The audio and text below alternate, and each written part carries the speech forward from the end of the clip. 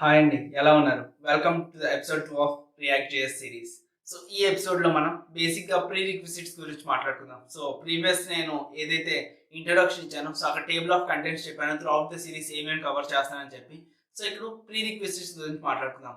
Basic గా pre requisites అంటే ఏంటంటే మనం రియాక్ట్ జేఎస్ కు ముందు నేర్చుకోవాల్సినవి ఏమేంటి అదనమాట.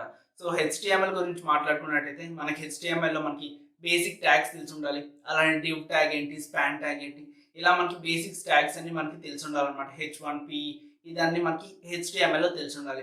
అలానే మనం సిఎస్ఎస్ గురించి మాట్లాడుకున్నట్టయితే సిఎస్ఎస్లో మనం సెలెక్టర్స్ని ఎలా యూజ్ చేస్తాం, బేసిక్ స్టైలింగ్ ఏంటి, కలర్ ప్రాపర్టీస్ ఇవన్నీ తెలిసి ఉండాలన్నమాట. అండ్ జావా స్క్రిప్ట్ గురించి మాట్లాడినట్టయితే డామ్ మ్యానిపులేషన్ కానీ, డామ్ మ్యానిపులేషన్ అంటే ఏంటి, ఒక ఎలిమెంట్ని హెచ్టిఎంఎల్ ఎలిమెంట్ని ఏ విధంగా సెలెక్ట్ చేస్తాం యూజింగ్ జావా స్క్రిప్ట్ అదనమాట. అలానే ఫంక్షనాలిటీస్ తెలిసి ఉండాలి, కంట్రోల్ ఫ్లోస్ తెలిసి ఉండాలి, లైక్ ఇఫ్ ఎల్స్ ఏంటి, లూప్స్ అవన్నీ కంట్రోల్ ఫ్లోస్ కింద వస్తాయి కదా. సో ఇవన్నీ తెలిసి ఉండాలన్నమాట. సో ఈ వీడియోలో మనం హెచ్టిఎంఎల్ గురించి మాట్లాడదాం. అండ్ నెక్స్ట్ వీడియోలో నేను సిఎస్ఎస్ గురించి చెప్తాను. సో సిఎస్ఎస్ ఏంటి ఎలా అని చెప్పేసి ఒక బేసిక్ ఓవర్వ్యూ ఇస్తాను, సో దట్ మీకు ఐడియా వస్తుంది. అండ్ ప్రీ రిక్విజిట్స్ కూడా మీకు కవర్ అయిపోయినట్టు ఉంటుంది అనమాట. ఓకేనా? సో ఇప్పుడు హెచ్టిఎంఎల్ గురించి మాట్లాడుకున్నట్టయితే అసలు హెచ్టిఎంఎల్ ఫుల్ ఫామ్ ఏంటి? బేసిక్గా HTML is known as hyper text markup language. Hyper text అంటే ఏంటి? హైపర్ టెక్స్ట్ ఏంటంటే ఒక వెబ్ పేజ్ని ఇంకో వెబ్ పేజ్ని లింక్ చేసేది అనమాట. అది హైపర్ టెక్స్ట్. అంటే మీకు మార్కప్ లాంగ్వేజ్ ఏంటి బ్రదర్ అంటే, మార్కప్ లాంగ్వేజ్ ఏంటంటే బేసిక్గా ఒక స్ట్రక్చర్ని డిఫైన్ చేసేది అనమాట, మార్కప్ అనమాట. So language is nothing but so కంప్లీట్గా లాంగ్వేజ్. సో హెచ్టిఎంఎల్ అంటే hyper text markup language. So దీన్ని యూజ్ చేసి మనం ఏం చేయొచ్చు, ఒక వెబ్ పేజెస్ క్రియేట్ చేయొచ్చు అనమాట. ఓకేనా? సో అర్థమైంది అనుకుంటున్నా హెచ్టిఎంఎల్ గురించి. కొంచెం ఓవర్ వ్యూ నేను ల్యాప్టాప్ స్క్రీన్ మీదకి వెళ్ళి కోడింగ్ కూడా చేసి చూపిస్తాను, సో దట్ మీకు ఇంకా క్లారిటీగా వస్తుంది. సో బేసిక్గా ఏ విధంగా యూజ్ చేస్తామని చెప్పి. ఓకేనా? మరి ల్యాప్టాప్ స్క్రీన్ మీదకి అయితే వెళ్ళిపోదాం. సో నేను ల్యాప్టాప్ స్క్రీన్ మీదకి అయితే వచ్చేసాను. నేను ఇక్కడ ఫోల్డర్ క్రియేట్ చేస్తాను రియాక్ట్ అని నేమ్తో. ఓకే, కంప్లీట్ రియాక్ట్ సిరీస్ కూడా మనం ఈ ఫోల్డర్లోనే చేద్దాం. ఈవెన్ కోడింగ్ అయినా రియాక్ట్ అప్లికేషన్ క్రియేట్ చేయాలన్నా కంప్లీట్గా దీనిలోనే చేద్దాం. ఓకేనా? మన ఛానల్లో జావా స్క్రిప్ట్ కూడా సిరీస్ ఉన్నాయి, at the same time boot strap కూడా ఉన్నాయి. మీరు వాచ్ చేయాలంటే కంప్లీట్గా వాచ్ చేసుకోవచ్చు. సో దీన్ని నేను విఎస్ కోడ్లో అయితే ఓపెన్ చేస్తున్నాను. సో ఓపెన్ విత్ కోడ్ చేశాను. సో విజువల్ స్టూడియో కోడ్ అయితే ఓపెన్ అవుతుంది. సో నేను ఇప్పటి వరకు ఎక్స్ప్లెయిన్ చేసింది మీకు అర్థమైంది అనుకుంటున్నా. అండ్ ఇప్పుడు కొంచెం బేసిక్ ఎగ్జాంపుల్ అయితే మీకు ఇస్తాను. బేసిక్గా ఇది ఎపిసోడ్ 2 కాబట్టి నేను ఎపిసోడ్ 2.html అని సేవ్ చేస్తున్నాను, సో దట్ మీకు అర్థమవుతుంది. సో ఎపిసోడ్ 2లో నేను ఏం చెప్తానని చెప్పేసి. అలానే దీనికి ఏమైనా సిఎస్ఎస్ రాసాను అనుకోండి, అది ఎపిసోడ్ 2.css అని రాద్దాం. ఓకే, అలానే ఎపిసోడ్ 3 అయితే ఎపిసోడ్ 3, ఎపిసోడ్ 4 అయితే ఎపిసోడ్ 4. నేను ఏం టాపిక్ చెప్తే దాని బేస్ మీద మనం ఇవన్నీ క్రియేట్ చేసుకుందాం. ఓకేనా? సో ఫస్ట్ నేను బాయిలర్ ప్లేట్ కోడ్ పెట్టేస్తాను. ఎక్స్క్లమేటరీ మార్క్ ఇవ్వగానే మనకి బేసిక్ ఏదైతే కోడ్ ఉంటుందో బాడీ, సో అది వచ్చేస్తుంది అనమాట ఎంటర్ కొట్టగానే. ఓకేనా? ఇది మనకు బేసిక్ వచ్చేసింది. సో ఇక్కడ డాక్ టైప్ ఏం రిప్రజెంట్ చేస్తుంది అంటే, డాక్ టైప్ మన ఏ హెచ్టిఎంఎల్ వర్షన్ వాడుతున్నాం అన్నది మన వెబ్ బ్రౌజర్ చెప్తుంది అనమాట. డాక్ టైప్ హెచ్టిఎంఎల్ అనేది బేసిక్గా మన హెచ్టిఎంఎల్ ట్యాగ్ లోపల నుంచి మన కోడింగ్ అనేది స్టార్ట్ అవుతుంది. ఓకే, ఈ హెచ్టిఎంఎల్ ఓపెనింగ్ ట్యాగ్ నుంచి ఏదైతే క్లోజింగ్ ట్యాగ్ ఉంటుందో దీని మధ్యనే మనం కోడింగ్ అనేది రాస్తాం. సో హెడ్ ట్యాగ్లో మనం ఏం రాస్తాం, మెటా డేటాస్ రాస్తుంటాం. లైక్ టైటిల్ కానివ్వండి, లేదంటే స్టైల్ షీట్ని లింక్ చేయడం కానివ్వండి, ఇలా వ్యూ పోర్ట్స్ కానీ ఏదైనా మనకి ఇక్కడ హెడ్ ట్యాగ్లో రాస్తాం. హెడ్ ట్యాగ్లో రాసేవి ఎప్పుడు కూడా వెబ్ పేజ్లో రెండర్ కావు, అది గుర్తుపెట్టుకోండి. ఓకేనా? హెడ్ ట్యాగ్లో మనం ఏదైనా రాస్తే అది వెబ్ పేజ్లో రెండర్ కావు. మనం ఏదైనా బాడీ ట్యాగ్లో రాసాము అంటే దట్ మీన్స్ అదంతా కూడా మన వెబ్ పేజ్లో రెండర్ అవుతుంది. ఓకే, అసలు ఈ డాక్యుమెంట్ ఏంటి?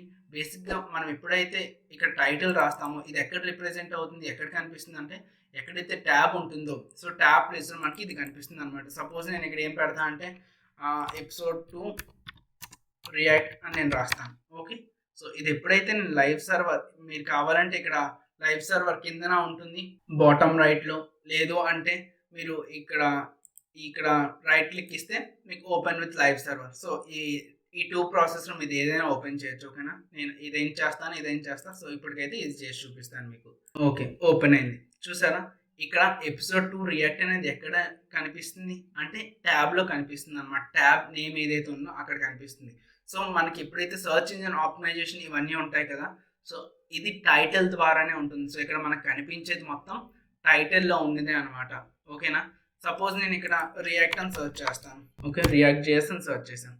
ఇది reactjs, నాకు ఇది వచ్చింది. ఇది ఏంటి అంటే టైటిల్ అనమాట. మీరు ఇది ఓపెన్ చేసినట్టయితే మీకు కనిపిస్తుంది. ఇది చూడండి, రియాక్ట్ ఆ library Java script library. So ఇది ఎక్కడుంది? నేను వ్యూ పేజ్ సోర్స్ ఓపెన్ చేస్తున్నాను. సో మీరు రైట్ క్లిక్ ఇచ్చి వ్యూ పేజ్ సోర్స్ అయినా ఓపెన్ చేయొచ్చు, లేదంటే షార్ట్ కట్ Ctrl+U మీరు క్లిక్ చేస్తే ఇలా మీకు ఓపెన్ అయిపోతుంది. సో నేను ఇక్కడ టైటిల్ సెర్చ్ చేస్తాను చూడండి. ఇక్కడ మీ టైటిల్లో చూడొచ్చు. బేసిక్గా ఈ టైటిల్లో మెటా నేమ్ ఇచ్చారు. ఇదంతా మెటా నేమ్. సో కంప్లీట్గా టైటిల్ చూపిస్తాను మీకు, చూడండి ఎక్కడుందో. టైటిల్లో మనకి ఏముంది? రియాక్ట్ ఆ Java script library for building user interfaces. మనం ఇక్కడ ఏదైతే ఉందో మనకి సెర్చ్ ఇంజిన్ ఆప్టిమైజేషన్ ఎలా అవుతుంది? త్రూ టైటిల్ ద్వారానే మనకి సెర్చ్ ఇంజిన్ ఆప్టిమైజేషన్ అవుతుంది అనమాట. సపోజ్ మనం ఇక్కడ టైటిల్ రాయలేదు అనుకోండి, అప్పుడు ఏమవుతుందంటే మనం ఏదైనా వెబ్సైట్లో, సపోజ్ ఈ వెబ్సైట్లో ఏదో ఒక టెక్స్ట్ని టైటిల్ కింద కన్వర్ట్ చేస్తుంది అనమాట. అది సపోజ్ ఈ టెక్స్ట్ అయినా కానివ్వండి, మనం చెప్పలేం, ఆ టెక్స్ట్ని టైటిల్ కింద కన్వర్ట్ చేసుకుంటుంది అనమాట. సో ఇక్కడ ఏం కనిపిస్తుంది అంటే మనకి టైటిలే మనకి లోడ్ అవుతుంది. ఓకేనా? సో మీకు టైటిల్ అంటే అర్థమైంది అనుకుంటున్నా ఇప్పుడు. సో ఇప్పుడు ఏం చేద్దాం అంటే కొంచెం కోడింగ్ రాద్దాం. లైక్ ఇక్కడ నేను పారాగ్రాఫ్ ఇచ్చాను. సో అలానే మనం లోరెమ్ డమ్మీ టెక్స్ట్ 25 ఎంటర్ కొట్టాం. ఓకే, ఇది వచ్చేసిందా? ఓకే, డన్, వచ్చింది. ఓకే, ఇది ఒక ట్యాగ్. అలానే మనకి ఏముంటాయి? H1 ట్యాగ్స్ ఉంటాయి. H1లో నేను ఇలా రాస్తున్నాను. ఓకే ఓకే సో అలానే మనకి డిఫరెంట్ ట్యాబ్స్ ఉంటాయి. ఎంఫసైజ్ ట్యాబ్ కానివ్వండి. ఓకే, ఎంఫసైజ్లో కూడా నేను లోరెమ్ 10 అని ఇస్తున్నాను. ఓకే, సో చూడండి ఇలా వస్తుంది అనమాట. లైక్ ఇది ఏమంటే ఇటాలిక్లా వస్తుంది, ఎంఫసైజ్డ్ అనమాట. సో అలా మనకి డిఫరెంట్ ట్యాగ్స్ ఉంటాయి. సో ఇవన్నీ కూడా ప్రీరిక్విజిట్స్ అనమాట. సో మీకు అర్థమైంది అనుకుంటున్నా. సో ఈ ట్యాగ్స్ గురించి. అలానే మనకి డివ్ ట్యాగ్ ఉంటుంది. సో బేసిక్గా డివ్ ట్యాగ్. అలానే మనకి స్పాన్ ట్యాగ్ ఉంటుంది. సో ఇప్పుడు సపోజ్ ఇక్కడ నేను ఈఎం రాశాను. ఈఎంలో నాకు ఇన్ని నంబర్ ఇవన్నీ నాకు బ్లాక్లో కనిపించాలి, అండ్ ఇక్కడ నుంచి ఇది నాకు రెడ్లో కనిపించాలనుకోండి. సో అప్పుడు నేను ఏం చేస్తాను? దీన్ని ఒక స్పాన్ ట్యాగ్లో పెట్టేస్తాను. ఓకే, స్పాన్ ట్యాగ్లో పెట్టేసి సో దానికి స్పాన్ ట్యాగ్కి నేను కలరింగ్ కానీ స్టైలింగ్ కానీ నేను దానికి ఇస్తాను అనమాట. సో ఆ కేసులో ఏమవుతుంది అంటే మనకి ఇది ఉంది. ఇప్పుడు ఇలా కనిపిస్తుంది కదా. సపోజ్ ఇక్కడ నేను సిఎస్ఎస్ జస్ట్ నార్మల్గా చెప్తున్నా, నెక్స్ట్ నేను మళ్ళీ చెప్తాను. ఓకేనా? ఇక్కడ సపోజ్ నేను ఒక క్లాస్ ఇస్తాను అని చూడండి. క్లాస్ స్పాన్ అనే ఇచ్చాను. ఓకే, ఒక స్టైలింగ్ రాద్దాం. ఇక్కడ బేసిక్గా ఇక్కడ స్టైల్ ట్యాగ్ రాసేద్దాం. ఓకే, ఇక్కడ ఏంటంటే డాట్ స్పాన్ ఏ విధంగా ఉండాలి? కలర్ రెడ్ అవ్వాలి. ఓకే, చూడండి ఇది ఇలా రెడ్ అయిపోతుంది అనమాట. అర్థమైందా? సో ఇలా స్పాన్ ట్యాగ్ గురించి. సో బేసిక్ ట్యాగ్స్ అన్ని మీకు HTMLలో తెలిసి ఉండాలి. అర్థమైంది అనుకుంటున్నా. సో ఇదంతా ప్రీరిక్విజిట్ ఏ విధంగా చేస్తాం. సో HTMLలో ప్రీరిక్విజిట్స్ ఏంటి, బేసిక్ ట్యాగ్స్ మీకు ఐడియా ఉండాలి టు లెర్న్ reactjs అనమాట. ఎందుకంటే మనం reactjs యూజ్ చేసినప్పుడు మనకు కూడా అక్కడ HTML, CSS, జావాస్క్రిప్ట్ యూజ్ చేసి మనం reactjs చేస్తాం కదా.